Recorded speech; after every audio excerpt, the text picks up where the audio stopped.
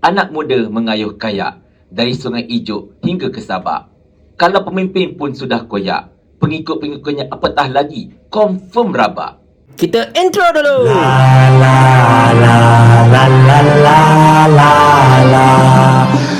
Assalamualaikum warahmatullahi. Sebelum kita pergi lebih lanjut dengan video kita pada hari ini, saya ingin membawakan kepada anda sebuah video yang sangat-sangat sedih, sangat-sangat beruntun perasaan.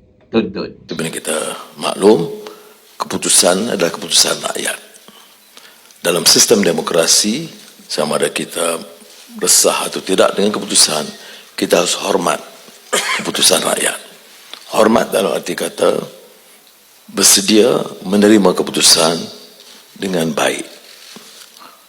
Kalau ada permasalahan, perundangan dan protes itu dibuat mengikut jalur hukum dan juga peraturan yang ditetapkan oleh Suruhanjaya Pilihan Raya. Jadi setelah bertarung bersungguh-sungguh, kadang-kadang suhunya agak panas, ini waktunya semua rakyat dari semua parti, menang atau kalah, harus bersilaturahim, menjaga keamanan negara dan menumpukan perhatian, mengangkat martabat negara dan membela nasib rakyat. Ini tumpuan kita. Bagi pihak kerajaan perpaduan, saya ingin beri jaminan, terutama kerajaan persekutuan yang terus kekal dan kukuh selepas PRN ini,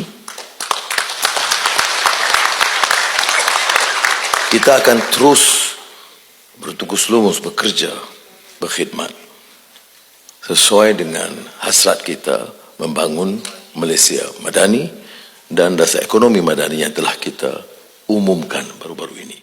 Tuan-tuan dan puan-puan sekalian, melalui video tersebut, kita dapat lihat betapa sugulnya wajah Perdana Menteri kita, Datuk Seri Anwar Ibrahim. Dan bukan beliau sahaja yang sugul, tetapi seluruh pimpinan Pakatan Harapan Barisan Nasional pun sangat-sangat sugul.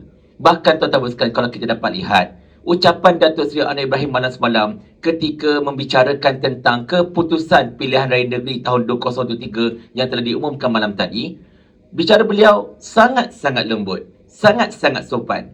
Tidak ada lagi kalimat sakau, rasuah dan sebagainya. Tidak ada lagi sebarang tuduhan kepada Perikatan Nasional dan macam-macam lagi kata-kata yang mungkin mengancam ataupun kata-kata yang garang dan sebagainya. Langsung tak ada. Sangat-sangat lembut. Bahkan, ada salah satu dalam komen video tersebut dekat TikTok menyatakan mesin basuh spin slow pada malam ini. Sampai macam tu sekali tuan-tuan sekalian.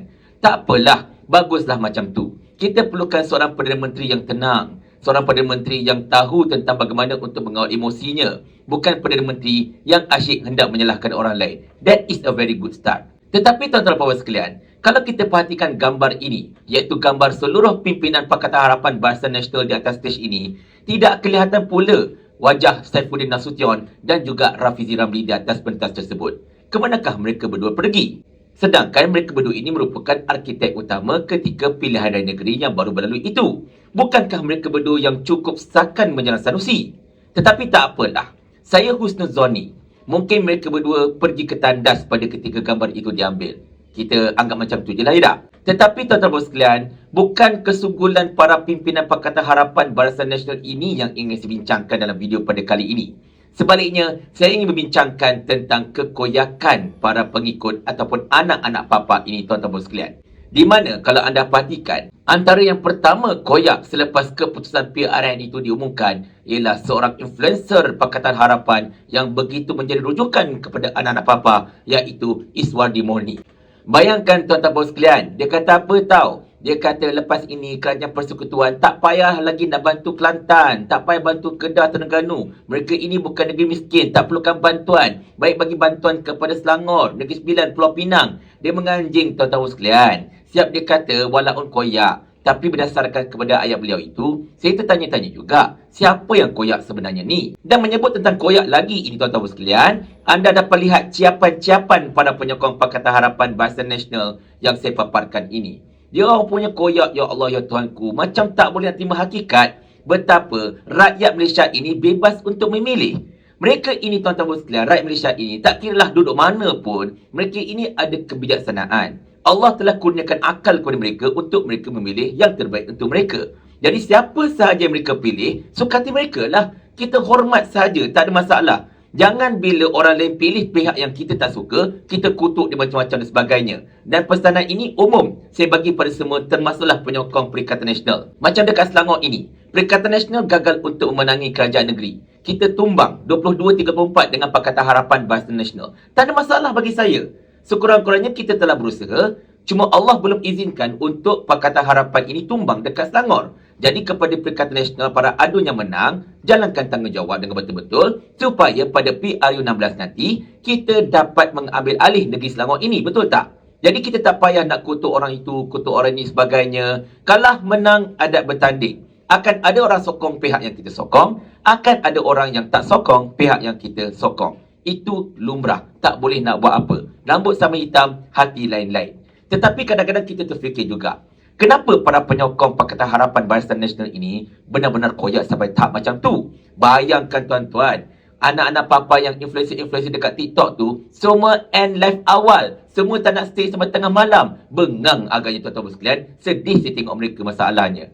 Tapi bila kita tengok balik, rupa-rupanya mereka ini koyak kerana pimpinan mereka juga mudah koyak. Sebagai contohnya, Menteri Besar Selangor yang berkemungkinan besar menjadi mantan Menteri Besar Selangor, iaitu Amiruddin Syari, telah menyatakan bahawa Pakatan Harapan Selangor akan memfailkan petition berkenaan dengan 4 kerusi DUN yang masing-masing mempunyai bilangan majoriti yang sedikit. Seperti di Gombak Setia, Hilman Idham hanya menang dengan 58 majoriti sahaja. Ataupun dekat Taman Medan, menang dengan 30 kerusi sahaja. Afif Bahadin main-main. Dan kemudian calon Pakatan Harapan untuk Sungai Kandis dok mendakwa 2,000 undi dia hilang. Oi, lain macam betul tuan-tuan sekalian.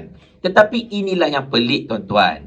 Kalaulah pembangkang dok nak file petition sebab tak puas hati, sebab mereka fikir kerajaan main ngelat dengan SPR, itu biasa. Memang biasa berlaku. Tetapi bila kerajaan pusat sendiri, parti kerajaan pusat yang dok nak file petition disebabkan oleh konon-kononnya berlaku mengelat, itu pelik tuan-tuan sekalian.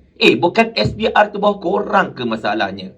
Bila korang filekan petition berkenaan dengan pilihan raya, korang tak puas hati, korang kata mungkin ada berlaku mengelat sana dan sini, adakah itu bermakna korang nak beritahu korang tidak percayakan SPR yang memang berada dekat bawah korang sendiri? Nah, itu masalahnya tuan-tuan sekalian. Bila kena dekat orang lain, oh tak ada masalah, kita okey, no problem, SPR jujur dan pantas dan macam-macam lagi lah. Tetapi bila kena batang hidung sendiri, dia punya koyak sampai nak file petition. Tetapi satulah saya ingin berpesan kepada Amiruddin Syari dan kepada sesiapa sahaja yang berhasrat hendak memfailkan apa jua jenis petition pilihan raya selepas ini. Jangan lupa, bukan anda sahaja yang boleh file petition. Perikatan Nasional pun boleh file petition juga. Banyaknya kursi-kursi dekat Selangor itu, terutamanya kursi marginal, yang dimenangi oleh Pakatan Harapan atau Barisan Nasional dengan jumlah majoriti yang sangat-sangat sedikit. Kita pun boleh juga file petition, masalahnya. Jadi kalau anda nak filekan petition, silakan. Jangan terkejut kalau ada petition datang daripada Perikatan Nasional juga. Dan kita ambillah pengajaran daripada Kuala Terengganu. Konon-kononnya nak filekan petition membatalkan kemenangan Datuk Haji Ahmad Hamzat Hashim. Dia kata, oh tak boleh, kita batalkan kemenangan Hamzat, kita akan buat PRK balik semula. Hambik kau. Bila buat PRK, majoriti Haji Hamzat lagi banyak berbanding majoriti yang beliau terima ketika PRU yang ke-15 hari itu. Jangan main-main tuan-tuan. Kalau anda nak merasakan perkara yang sama, silakan. By all means, buatlah petition tersebut. Kita menanti. Tetapi tuan-tuan sekalian, kita faham kenapa mereka ini cukup cepat koyak. Sebab kerajaan ini adalah kerajaan mereka. Mereka tak boleh menerima hakikat betapa rakyat tidak bersama-sama dengan mereka. Sebab mereka merasakan bahawa oleh kerana kerajaan ini adalah kerajaan mereka, mereka boleh buat apa sahaja yang mereka suka. Sebab Sani Hamzan pun dok kata macam ni dah. Kerajaan ni kerajaan kami. Jadi ikut suka kami lah. Paling kurang aku ada formula. Ni kau ada menteri berlambak-lambak ni, satu formula pun tak ada. Otak letak dekat mana? Sampai Abang Jamil mampus.